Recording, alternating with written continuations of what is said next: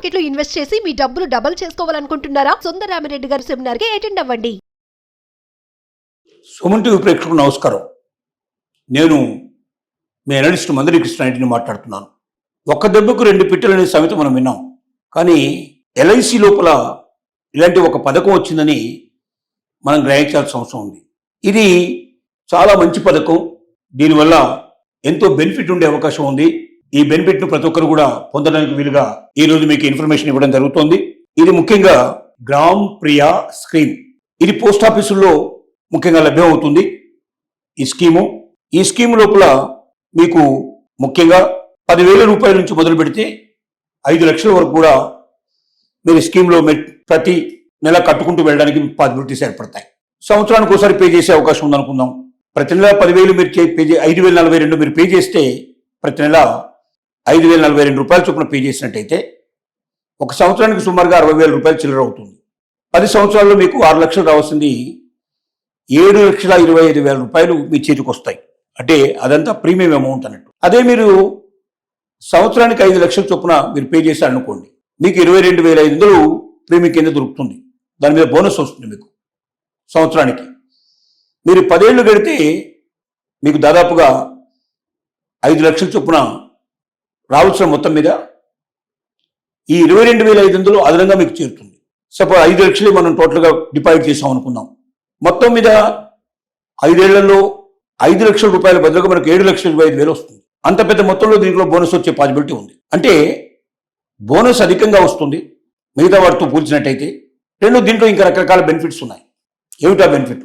ఒకటి, ఈ ప్రీమియం చెల్లించిన వ్యక్తి మధ్యలో మరణించినట్టయితే వాళ్ళ నామినీకి మొత్తం అమౌంట్ వచ్చేస్తుంది. అంటే వాళ్ళకి మంత్లీ ఇన్స్టాల్మెంట్ కూడా కట్టాల్సిన అవసరం లేదు. బోనస్తో కూడినటువంటి మొత్తం అమౌంట్ వాళ్ళు చేతికి ఇస్తారు. రెండోది, మధ్య మధ్య ఎప్పుడైనా డబ్బులు అవసరం అయితే కూడా దీంట్లో తీసుకునే అవకాశం ఉంది కొంత మొత్తంలో. అంటే మీరు నెల నెల వాయిదాలు చెల్లిస్తున్నారు. ఒకవేళ ఎమర్జెన్సీ వస్తే మీరు కొంత మొత్తాన్ని దాంట్లో నుంచి వాపసు తీసుకునే అవకాశం ఉంది. ఒకవేళ ప్రీమియం చెల్లించిన వ్యక్తి మరణిస్తే మొత్తం ఈ స్కీమ్ సంబంధించిన అమౌంట్ అంతా కూడా ఆ నామినీకి చెందుతుంది. నామినీ మళ్ళీ ₹1 కూడా ఇన్స్టాల్మెంట్ చెల్లించాల్సిన అవసరం లేదు. అంటే ఒకేసారి పెద్ద మొత్తంలో కాకుండా చిన్న మొత్తాల్లో మీరు కట్టుకునే అవకాశం ఉంది. 5,000 నుంచి మొదలు పెడితే లేదా ₹1,000 నుంచి కూడా స్టార్ట్ చేసుకోవచ్చు. దీని లోపల 5 లక్షలు మ్యాక్సిమంగా మీరు మంత్లీ స్కీమ్లో జాయిన్ అవ్వడానికి అవకాశం ఉంది. మీరు ఎంత మొత్తంలో పే చేస్తే అంత బోనస్ మీకు ఎక్కువ వచ్చే అవకాశం ఉంది. ఈ బోనస్ అంతా లెక్క కడితే ఇది ఏ బ్యాంకు వడ్డీ కన్నా కూడా చాలా ఎక్కువ. చాలా పెద్ద మొత్తాల్లో వస్తుంది డబ్బు మీకు. 10 ఏళ్లలో మీరు నిల్వ చేసింది మొత్తం కూడా మీరు పెట్టింది 5 లక్షలు అయితే మీకు 2,25,000 అదనంగా దీని లోపల బోనస్ అందుతుంది. కాబట్టి ఇప్పుడున్న స్కీమ్లన్నిటికన్నా చాలా సర్వశ్రేయమైనటువంటి స్కీమ్ కింద దీన్ని చెప్పడానికి అవకాశం ఉంది. ఇన్సూరెన్స్లో పోలిస్తే లేకపోతే పోస్ట్ ఆఫీసులో పథకాలు, మీరు అన్ని పథకాల లోపల లెక్కిస్తే ఈ పథకం చాలా శ్రేష్టమైందని చెప్తున్నాను. ఎందుకు అంటే, ఒకటి, మీకు అత్యవసరమైన పరిస్థితుల్లో డబ్బులు కావాలంటే వాపసు తీసుకునే అవకాశం ఉంది కొంత. రెండోది, మీరు ఇన్స్టాల్మెంట్లో పే చేసుకుంటూ పోతున్నారు. పెద్ద మొత్తం ఒకేసారి పే చేయాల్సిన అవసరం లేదు. కొద్ది మొత్తాల్లో మీరు పే చేసుకుంటూ వెళ్తున్నారు. మూడవది, ఒకవేళ ఈ ప్రీమియం చెల్లించిన వ్యక్తి మధ్యలో మరణించినట్టయితే ఎవరైతే నామినీ ఉన్నారో వాళ్ళకి టోటల్గా బోనస్తో సహా వాళ్ళకి మొత్తం అమౌంట్ ఒకేసారి అందుతుంది. వాళ్ళు ఒక ఇన్స్టాల్మెంట్ కూడా మళ్ళీ ఇంకా ఎక్స్ట్రా కట్టాల్సిన అవసరం లేదు. కాబట్టి ఇన్ని రకాలుగా శ్రేయస్కరమైనటువంటి, ఇన్ని రకాలుగా బెనిఫిట్స్ ఇస్తున్నటువంటి స్కీమ్స్ ప్రస్తుతం ఉన్నటువంటి దాంట్లో లేవు. అన్ని స్కీములతో పోలిస్తే ఇది చాలా సర్వశ్రేష్టమైందని చెప్పి కొనియాడుతున్నారు. కాబట్టి ప్రతి ఒక్క వ్యక్తి తమకు దగ్గరలో ఉండేటువంటి పోస్ట్ ఆఫీసులకు వెళ్ళండి. ఎందుకంటే వాళ్ళ గ్రామీణ ప్రాంతాల్లో కూడా పోస్ట్ ఆఫీసులు ఉన్నాయి. సిటీలో ఉండే వాళ్ళకి పోస్ట్ ఆఫీసులు అందుబాటులో ఉన్నాయి. పోస్ట్ ఆఫీసులు అంటే ఒకప్పుడు ఉత్తరాలు మాత్రమే ఇచ్చేటువంటి తపాలా శాఖ కాదు. ఇప్పుడు ఇది అత్యాధునికమైనటువంటి అన్ని హంగులు దీనికి ఉన్నాయి. ఒక బ్యాంక్ ఎలా నడుస్తుందో అలా నడుస్తున్నాయి. ఆన్లైన్ ట్రాన్సాక్షన్స్ అని చేయగలిగేటువంటి స్థితికి వచ్చింది. మీరు ఆన్లైన్లోనే డబ్బులు పంపించవచ్చు, ఆన్లైన్లోనే డబ్బులు విత్డ్రా చేసుకోవచ్చు. ఇట్లాంటి పాసిబిలిటీ దీంట్లో ఉంది.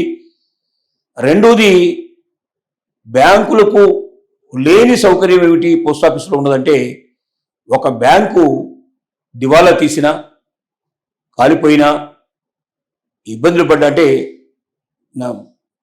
దాన్ని ఏదో ఒక పరిస్థితిలో మూసేసే పరిస్థితి ఏర్పడితే దాంట్లో ఎంతమంది అయితే డిపాజిట్ చేసుకున్నారో వారికి ఆ బ్యాంకులు ఇచ్చేది ఎంతవరకు అంటే, నష్టపోయినప్పుడు కూడా మూసేసినప్పుడు ఇచ్చేది ఎంత అంటే ఓన్లీ 5 లక్షలు మాత్రమే.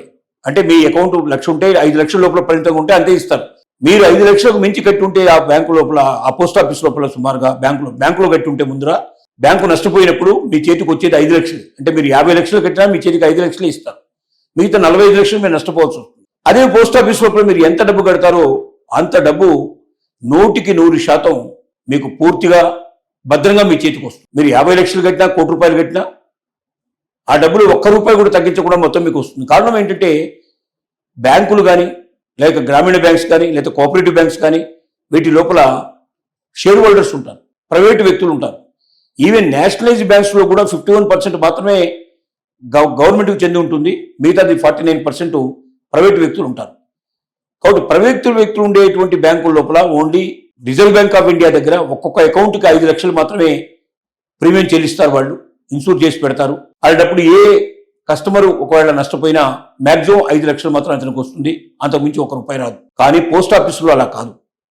పోస్ట్ ఆఫీసులు 100% సెంట్రల్ గవర్నమెంట్ ఆధీనంలో ఉంటాయి. సెంట్రల్ గవర్నమెంట్ వీటిని నడుపుతూ ఉంటుంది. కాబట్టి సెంట్రల్ గవర్నమెంట్ నడిపేటువంటి ఈ పోస్ట్ ఆఫీసుల్లో ఏ రకంగా నష్టపోయినా, పోస్ట్ ఆఫీసులు నష్టపోయినా, తగలబడినా, ఇంకోటి జరిగినా, ఏది జరిగినా కస్టమర్ కట్టిన డబ్బులన్నీ క్షేమంగా ఇంటికి వస్తాయి. ఒక్క పైసా దీంట్లో నష్టపోరు. కాబట్టి రెండోది, ఇవి ప్రభుత్వ రంగానికి ఎంతో చేయూతనిచ్చేటువంటి సంస్థ పోస్ట్ ఆఫీసు. దీంట్లో పెట్టిన డిపాజిట్ సంబంధించిన అమౌంట్స్ అన్ని కూడా గవర్నమెంట్కి సంబంధించిన ప్రాజెక్టులో పెడతారు. గవర్నమెంట్ ప్రాజెక్టులో పెట్టడం వల్ల మనకు రోడ్లు, డ్రైనేజు, వాటర్ ఇలాంటి ఫెసిలిటీస్ అనేక వస్తాయి. అంటే ప్రజలకు మేలు జరిగేటువంటి ప్రాజెక్టులు దీని ద్వారా జరుగుతున్నాయి. అలాగే ప్రజలకు ఎంతో దీనివల్ల మీకు కూడా, మనమే ప్రజలం కాబట్టి మనకు కూడా బెనిఫిట్ అయ్యే అవకాశాలు ఉన్నాయి. మన డబ్బు సేఫ్గా ఉంటుంది. 100% మన డబ్బు మన చేతిలో పెట్టే అవకాశం ఉంది. బ్యాంకుల కన్నా ఎక్కువ అధిక వడ్డీని చెల్లిస్తాయి. అత్యధికమైన వడ్డీ వస్తుంది. ఏదైనా నష్టం జరిగినా, కష్టం జరిగినా మనకు సంబంధం లేదు. మన డబ్బు మనకు పూర్తిగా రక్షణ కలిగి ఉంటుంది, మనకు ఇంటికి దగ్గరలో ఉంటుంది. ఇన్ని రకాల బెనిఫిట్స్ ఉండేటువంటి పోస్ట్ ఆఫీసులని మనం ప్రోత్సహించాలి. తద్వారా ప్రభుత్వానికి ఇంటర్నెట్స్లో ప్రజలకు కూడా మేలు జరుగుతుందని చెప్పక తప్పదు.